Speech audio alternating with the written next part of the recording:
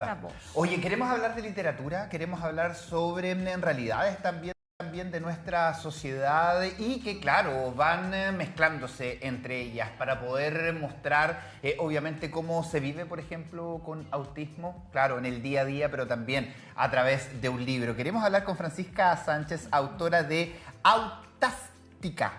Autástica.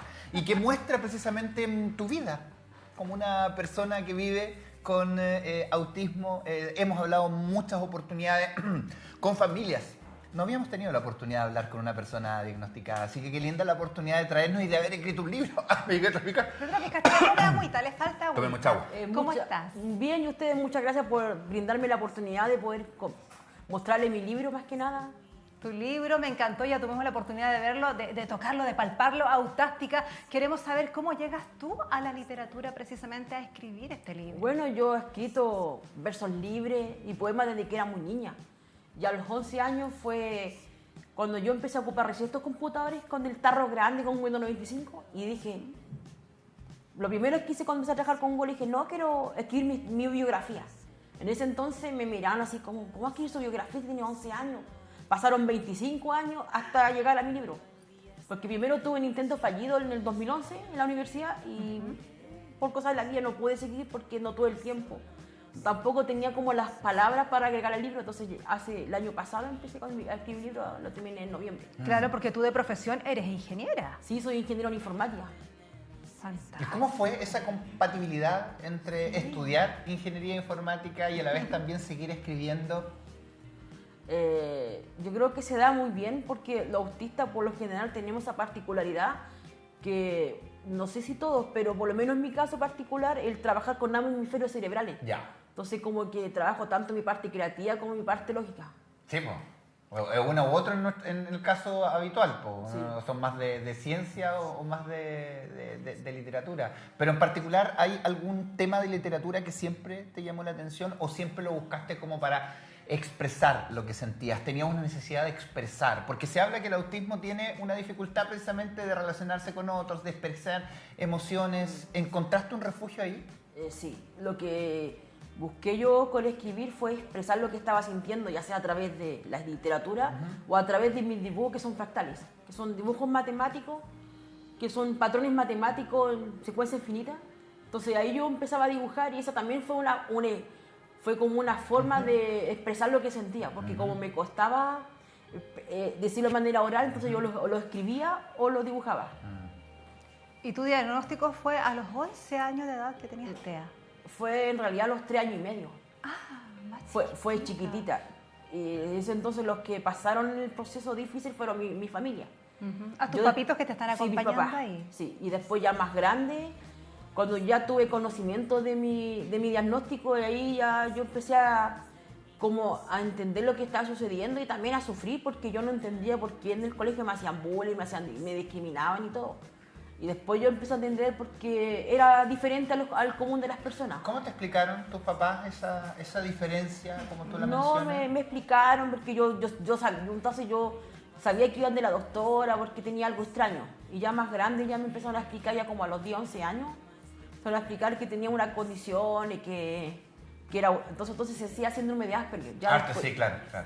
Ya hace como unos 7, 8 años atrás ya se cambió como el nombre a trastorno del espectro autista.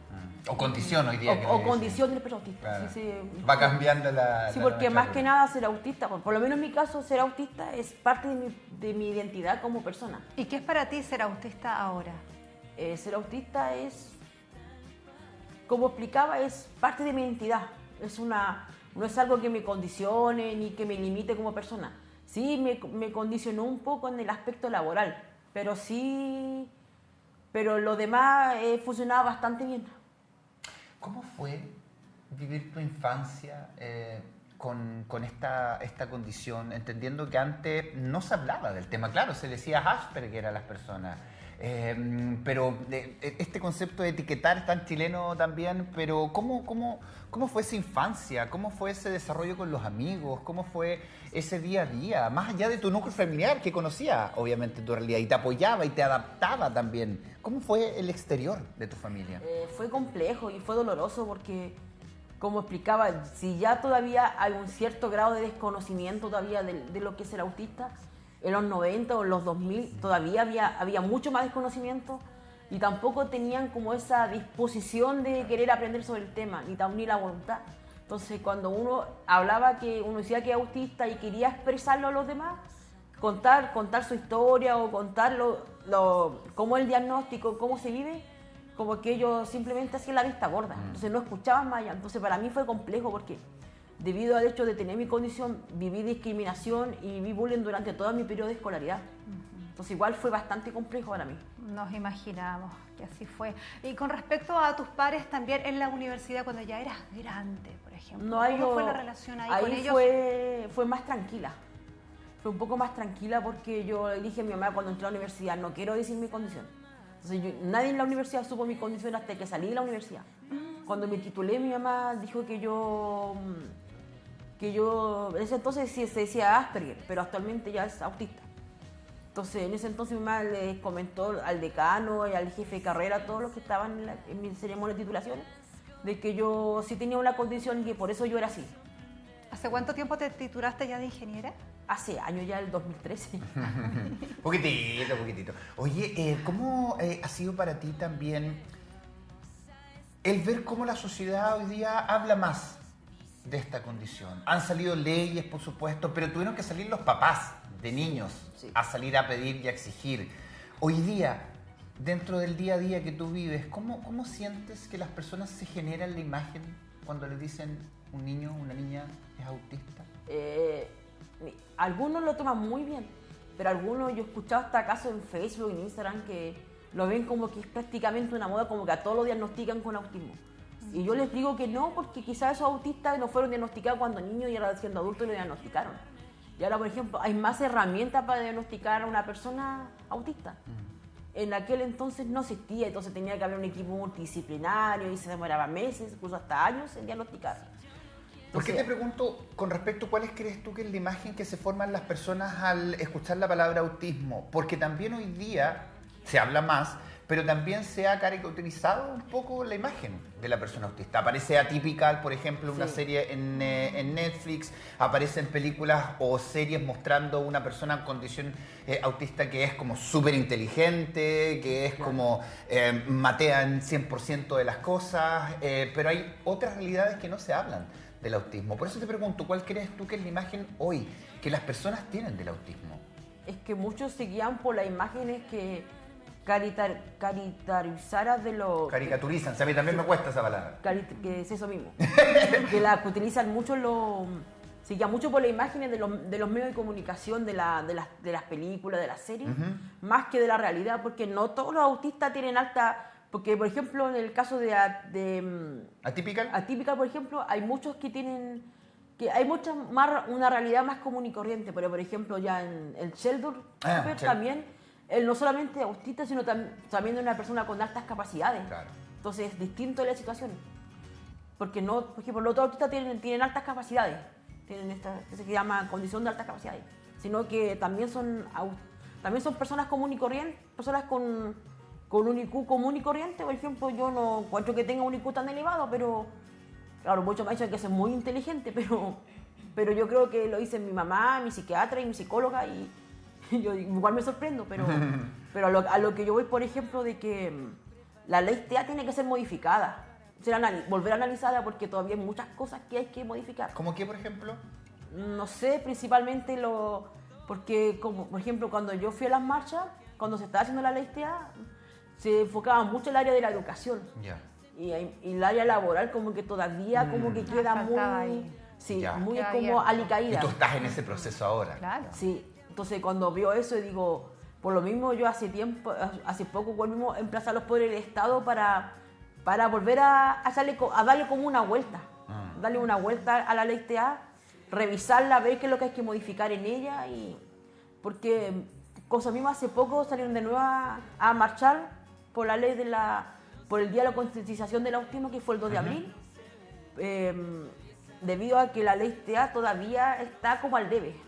Todavía hay muchas cosas que modificar y muchas cosas que se sacaron de la ley. Entonces también hay que volver a dar una vuelta, así que volver a reconsiderar otro aspecto más, Por lo mismo, yo llamaba al Poder Ejecutivo y Legislativo para volver a analizar, más que nada al Poder Legislativo, porque eso es lo que modifica la ley. Entonces, para volver a darle como una vuelta, para ver qué es lo que hay que modificar, y escuchar también a las comunidades autistas, porque ellos dicen realmente lo que hay que modificar, Claro, entonces, claro, ellos saben. tener una comunicación con ellos. Francisca, preguntarte también a ti de manera personal, tus desafíos personales, ¿cuáles son y cómo han sido con una sociedad tan discriminatoria actualmente? He tenido un sinfín de desafíos. Porque yo cuando comencé a ver el mundo ya de una manera más directa, no tanto con el apoyo de mis papás o de mi hermano, me di cuenta que los desafíos fueron muchos y la realidad fue muy dura. Y eso se veía mucho en los colegios que estudié, en la universidad también. Aunque en la universidad no tuve grandes dificultades, pero igual estaba muy sola, porque por el mismo problema es que tenía dificultades para sociabilizar. Y desde una persona con autismo, ¿qué le podemos decir hoy día a la sociedad? ¿Cuáles son los desafíos que debemos asumir? Más allá de lo que significa este cambio en la legislación que tú dices para el Poder Ejecutivo, pero en el día a día, en el diario vivir, finalmente, ¿cómo debemos adaptarnos? ¿Cómo debemos mejorar como sociedad frente a esta y otras materias, pero particularmente lo que te toca vivir a ti, como es el autismo? Mejorar más que nada en la parte de educar a la población, porque no es llegar y tomar como una postura como empática. Y para tomar una postura empática hay que educar a la población sobre lo que es el autista, lo que es el autismo, y de ahí la persona ya con una cierta educación con respecto al tema, o sea, que ojalá fuera lo ideal, se pusieran como la camiseta del autista y entendieran cómo es la vida de un autista. Y por lo general, lamentablemente, las personas recién entienden lo que es vivir con autismo cuando ellos son autistas o tienen algún familiar o alguien de la familia que es autista. Entonces es muy difícil hacer eso. Por lo mismo llamo siempre a la empatía, y de la empatía viene en base a la educación con respecto al tema. Entonces siempre hay que estudiar el tema. Si tienen algún vecino, algún conocido que es autista, aprender sobre él para poder relacionarse con él, porque cada persona tiene su mundo interior, entonces no es llegar hasta viendo hasta los neurotípicos, tienen su mundo interior. Claro. Y de eso habla precisamente tu libro. ¿Me lo prestas un poquito? Yo quedé, pero maravillada, Luis y amigo de Matinal Nuestra Casa, con la portada y hasta con el nombre. Autástica, así se llama tu libro, que refleja precisamente tu vivencia de ser una persona autista. Sí. ¿Por qué Autástica como nombre para partir? Autástica lo pusimos con la editorial Quintapujo, y fue lo que me apoyaron. Y con ellos creyeron en mi proyecto editorial. Entonces, fue entre las conversaciones que tuvimos con la editorial, decidimos cambiar el nombre. Y yo le dije, ¿por qué no le ponemos Autástica? ¿Como fantástica? Sí, Autista Fantástica, viene de ahí el nombre. Y decidimos poner ese nombre para poder, como, de alguna manera, como que pegar a la población. Sí, claro. Y de alguna me dijeron, oh, Autástica, así como... Es como cuando, por ejemplo, es como la película de la Mujer Fantástica, es como muy parecido. Sí, se produce esas similitudes fantásticas. ¿Y este es tu aporte a propósito de lo que decías, educar a la sociedad? Sí, yo busco educar a la población con mi libro, por lo mismo quería leer un paso del epílogo para poner parte, porque ahí sale un fragmento, dice, no lo voy a leer entero porque es por la razón del tiempo, dice, quisiera expresar lo que significa para mí la resiliencia neurodivergente y lo significativo que es el entendernos en una sociedad donde se nos infantiliza, algo que de verdad encuentro muy lamentable, siendo que somos mucho más que solo un diagnóstico. Somos personas con aspiraciones y sueños, el cual he expresado en mi libro, y busca humanizar el autismo y la neurodivergencia en sí, siendo este una guía esencial para las futuras generaciones de profesionales, en especial en el área de salud mental.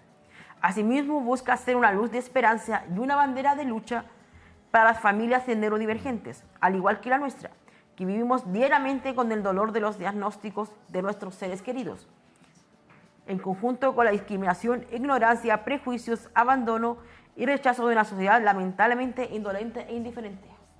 Sí, qué lindo la forma en que tienes para plantearlo, muy educativa, de partida, y claro, me imagino que con estas experiencias para hacer esa empatía que tú hablas, las fuiste reflejando en cada uno de tus letras, sí, de tus letras, ¿o no? Sí. Además, lo más importante para que un autista logre desarrollarse como persona es toda la red de apoyo. porque sin redes de apoyo es muy difícil que un autista logre progresar, logre como integrarse a la sociedad. ¿Y cuáles fueron tus redes de apoyo? Mi familia, más que nada mi familia. Si no hubiera sido por ellos, yo no hubiese llegado a ninguna parte. Ellos me apoyaron 100%, especialmente mis padres, que es Irma Burgo y Juan Sánchez. Ellos me apoyaron desde el día 1, y mis hermanos también, que es Alejandro Sánchez, Juan Sánchez. Bueno, ahora también mis cuñadas también. Se va sumando, se agranda la familia. Mis cuñadas también, y también mi sobrino también, que lo quiero mucho. Te dicen tía entonces. Sí, mi sobrino me dice chica. Chica. Oye, chica, ¿qué vamos a encontrar en este libro? Porque aquí hay un pedacito de tu vida. Es un relato íntimo. Mira, aquí dice Luis, el libro se divide en 3 capítulos. Inicio, infancia, adolescencia, juventud y adultez antes de los 30 y luego la tercera parte, adultez desde los 30 hasta la actualidad. Sí, está en orden cronológico. Entonces lo que busco yo en mi libro es un relato íntimo de una mujer autista. Es el libro de un autista escrito por un autista. Entonces ahí cambia bastante el enfoque, porque muchos de los libros tienen un enfoque como terapéutico, científico, y mi libro más que nada tiene un enfoque vivencial, es decir, ver lo que es ser autista en primera persona. Y por lo general los libros no tienen esa... Muchos de los libros que hablan sobre lo que es autista no tienen esa vereda. ¿Cómo debería hoy día comenzar a analizarse el concepto de las neurodivergencias desde el punto de vista del día a día finalmente? Porque dentro de la descripción científica está muy claro, pero dentro del día a día, entendiendo que hoy día tenemos una sociedad que siempre se está buscando que se adapten a ella. Y ahí es donde muchas personas van quedando relegadas, porque claro, es difícil poder adaptarse a la sociedad, es difícil poder hacer cosas que a mí no me parecen, pero que la sociedad las encuentra que deben ser así. ¿Cómo deberíamos empezar a cambiar ese concepto? A lo mejor, y también no infantilizar, como dices tú, que estamos pasando, yo creo que todavía ese límite, como que está todavía muy... Sí, porque es muy parecido a lo que pasa con las personas con síndrome de Down.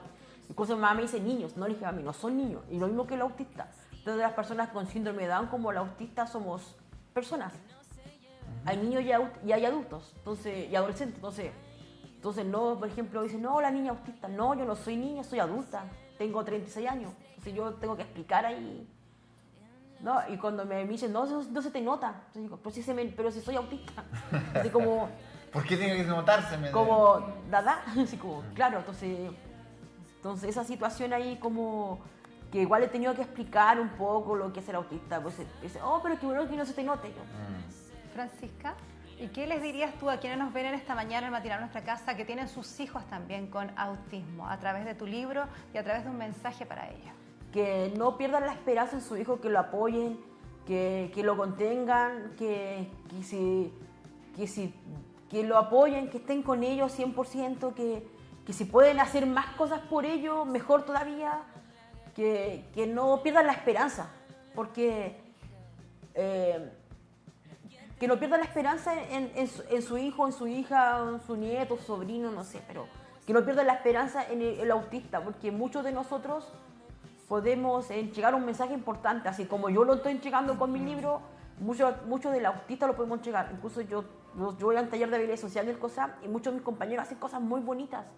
Entonces yo por lo mismo digo, todos tenemos un mensaje, especialmente si viene la vida de la neurodivergencia. Francisca, hoy día, vamos hablando cada vez más del tema de la inclusión en nuestro país. Hay una ley, obviamente, que busca que contraten a personas con algún tipo de discapacidad, básicamente. Hemos tenido que llegar a eso para que los incluyan dentro del trabajo del día a día. Pero también quiero preguntarte por qué hemos aprendido, por ejemplo, acá en el Matinal, cómo podemos apoyar a una persona ciega en la calle. Se lo hemos preguntado derechamente, ¿cómo lo podemos hacer para no hacerte sentir mal ni invadir también tu espacio? Y nos han enseñado acá en el Matinal cómo acercarnos, cómo preguntar si necesitan ayuda. En este caso, ¿cómo como sociedad debemos aprender a acercarnos a una persona que nos dice, ok, soy autista? ¿Por qué te lo pregunto? Porque hoy día, por ejemplo, hay restaurantes que están teniendo una hora silenciosa, por ejemplo, que no ponen música en toda esa hora. Estamos hoy día frente a la prohibición de los fuegos artificiales o de los ruidos, por ejemplo. También temas sensoriales que se van adaptando en distintos espacios, porque como dices tú, es una condición muy amplia. ¿Cómo debemos acercarnos a una persona que nos dice, ok, soy autista? O a una familia que dice, oye, tengo un hijo que es autista. para poder entender también y acercarnos de buena manera y no hacerlo sentir mal. Bueno, las cosas que se han utilizado actualmente para llegar a tener una verdadera inclusión sí, en sí han funcionado, pero siento que aún se falta mucho por trabajar. Y entre esos aspectos, por ejemplo, uno va al pasillo peatonal a las 12 de la tarde, está lleno. Y para mí igual es un tema los ruidos fuertes. Ya, claro. Entonces, bueno, no he tenido todavía el dinero para comprarme audífonos de estos que son con cancelación de ruido, pero por lo mismo digo que todavía falta mucho para trabajar, mucho para hacer cosas. Y sí, vamos un buen camino, pero siento que aún falta mucho. Y en ese sentido, sí tener por lo mismo la educación, educar a la población sobre el autismo es sumamente importante para que haya una verdadera empatía. Y bueno, eso también porque lo hablábamos el otro día de, por ejemplo, en los chats del curso, que una mamá escriba, oye, mi hijo llega este año, tiene esta condición, a él le molestan estas cosas, le complican estas cosas, porque hablábamos el otro día, por ejemplo, incluso hasta, no sé, en su mesa hay niños a lo mejor que son muy ordenados y puede llegar un compañero, le mueve y se puede generar una descompensación. Esas cosas también debería entregar la información el papá, la mamá, para poder ir adaptando también los espacios. Sí. No solamente en los colegios, sino también en las universidades y uno mismo también informarlo en el trabajo. Eso te iba a decir, en el trabajo. En el trabajo también, porque aunque sí la forma es necesario, aunque sí va en la política de cada empresa de adoptar o no los mecanismos, como si tomamos, por ejemplo, mecanismos para las personas con discapacidad física o discapacidad visual o discapacidad auditiva o personas con síndrome de Down o con otras condiciones más. O que tienen alguna, por ejemplo, de parálisis cerebral leve que pueden trabajar.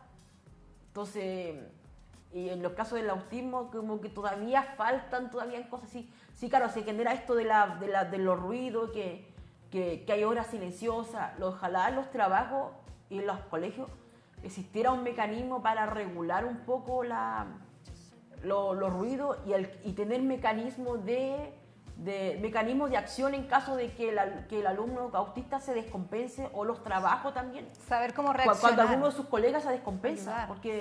Porque, por ejemplo, me pasa cuando me descompenso me dan jaqueca. Ahora mismo, ayer estaba con jaqueca y estaba con un vértigo nervioso. Porque anduve toda la tarde en el centro, entonces fue como demasiado para mí. Mira, las cosas positivas hay que mencionarlas. La Universidad de Chile en su partido de este fin de semana, no recuerdo con quién jugó, entró con pues siempre entran con niños a la cancha, se sacan la fotografía y entró con un grupo de niños TEA, con todos ellos entraron con audífonos, tanto los deportistas como los niños también.